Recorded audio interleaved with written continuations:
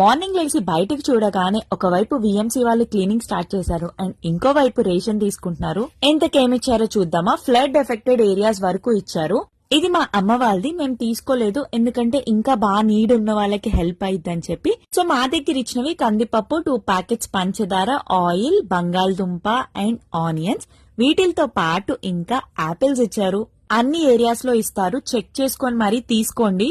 4 tetra milk packets, Parle-G biscuits and ఇంకా ఎప్పీ noodles packet. So ఇవన్నీ వచ్చినాయి దాంట్లో.